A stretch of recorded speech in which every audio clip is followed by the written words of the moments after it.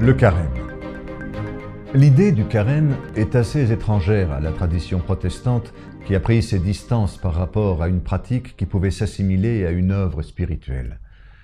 On peut se demander si l'Église n'a pas jeté le bébé avec l'eau du bain et s'il ne serait pas possible de réintégrer une certaine compréhension du carême au sein d'une théologie de la grâce.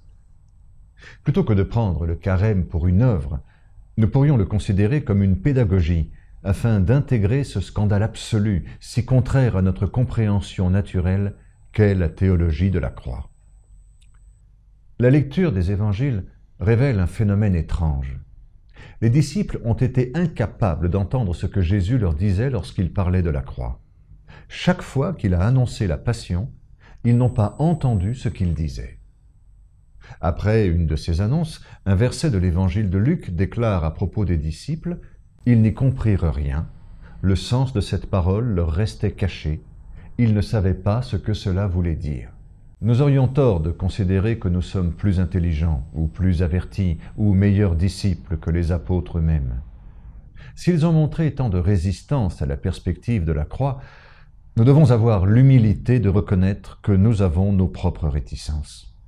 Nous avons besoin de travailler notre spiritualité pour être un petit peu moins bouchés qu'eux et vivre un tout petit bout de ce qu'induit la théologie de la croix. Tel est l'enjeu du carême qui appelle à 3 conversions.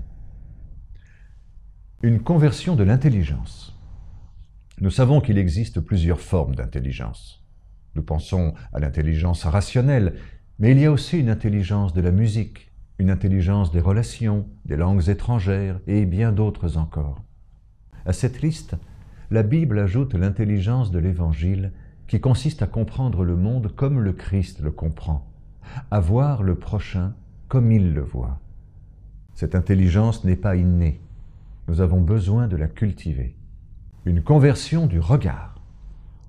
Nous nous demandons souvent où trouver le Christ.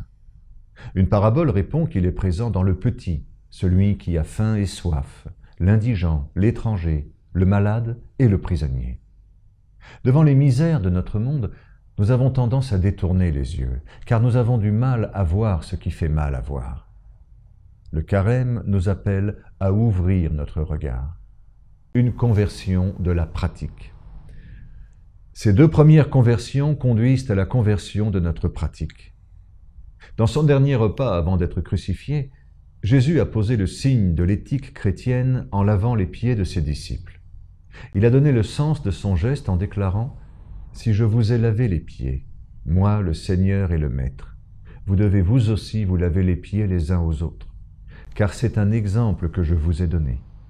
Ce que j'ai fait pour vous, faites-le vous aussi. » Et il a ajouté « Sachant cela, vous serez heureux, si du moins vous le mettez en pratique. » Le bonheur dont il est question ici est paradoxal.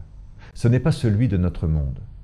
Pour y accéder, nous avons besoin de vivre une conversion de toute notre personne et nous n'aurons pas trop de 40 jours pour progresser sur ce chemin. Pour terminer, une illustration. Un sage a fait la comparaison suivante. Nous sommes tous des étoiles. Vues de la Terre, certaines paraissent petites et d'autres grandes, mais cela n'a rien à voir avec leur taille, mais avec leur éloignement.